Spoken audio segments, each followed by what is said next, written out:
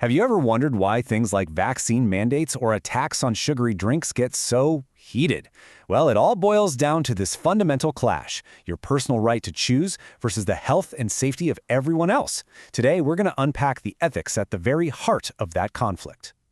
So, let's just jump right in with the big provocative question. Should the government have the power to make you healthier, even if you don't want it to? And look, this isn't just some abstract thought experiment. It is the central dilemma that public health officials wrestle with every single day. Now, before we can even begin to tackle a question that big, we need to make sure we're all on the same page. So let's quickly lay out a few key terms that are the absolute foundation of this entire debate. Okay, first up, policy.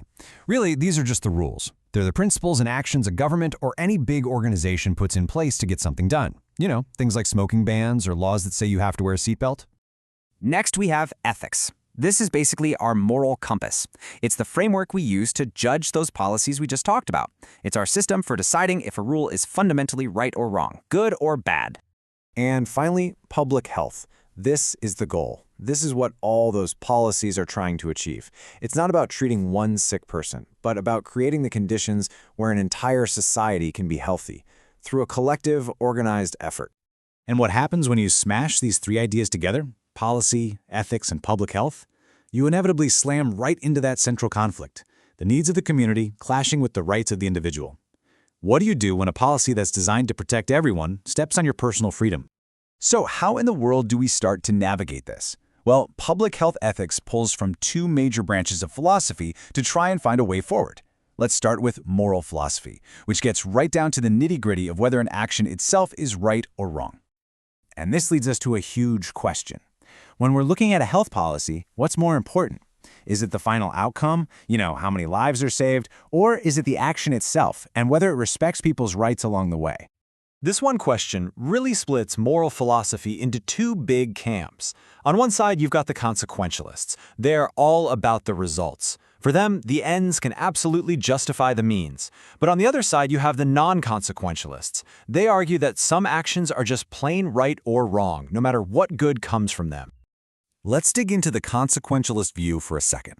The classic example you've probably heard of is utilitarianism. From this point of view, a public health policy is considered ethical if it creates the greatest amount of good for the greatest number of people. It's a really powerful idea based on what seems like a simple calculation. Just maximize the overall benefit.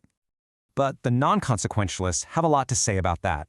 For instance, a deontologist might argue that forcing someone to get a vaccine is just inherently wrong because it violates their bodily autonomy, and it doesn't matter how many lives it saves. Then you have a principlist who'd focus on core values, asking, does this policy uphold principles like justice and fairness for everybody?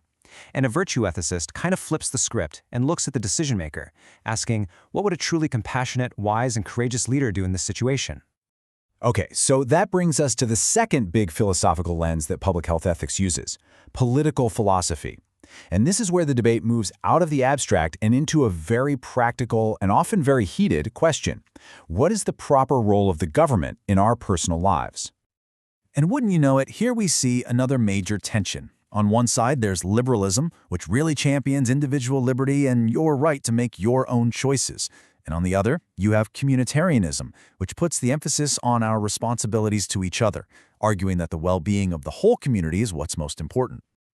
So from that liberal perspective, a lot of public health policies, like mandatory seatbelts or smoking bans, can look like a totally unacceptable infringement on your personal freedom. The core argument here is that as long as what you're doing isn't directly harming someone else, the government should just stay out of it. Now, to try and bridge this gap, a really clever middle ground idea has come up called libertarian paternalism. The idea is to gently nudge people toward healthier choices without actually taking away their freedom. So for example, a cafeteria might put the salad and fruit at eye level, making it the default easy choice. You can totally still get the burger and fries, but the nudge just makes the healthier choice a little bit easier. Okay, so we've got all these competing philosophies swirling around. Outcomes versus duties, individual freedom versus the community. So how do public health officials actually take these big ideas and apply them in the real world? Right, and this is maybe the most important thing to remember. These frameworks are not rigid rulebooks. They don't spit out a single correct answer. Instead, think of them as tools for thinking.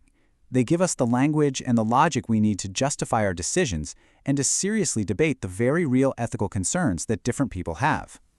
And believe me, these debates are happening all the time in very real ways. During an epidemic, do we enforce strict quarantines? To promote health, should we put a heavy tax on sugary sodas? When it comes to handing out scarce resources like donor organs or ICU beds, who gets priority? Every single one of these life and death decisions requires a really careful balancing of all the ethical principles we just talked about.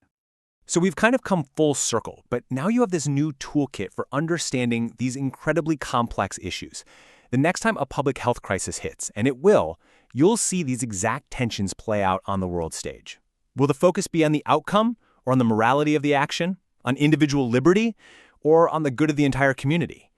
You understand the frameworks now. The real question is, what will you prioritize?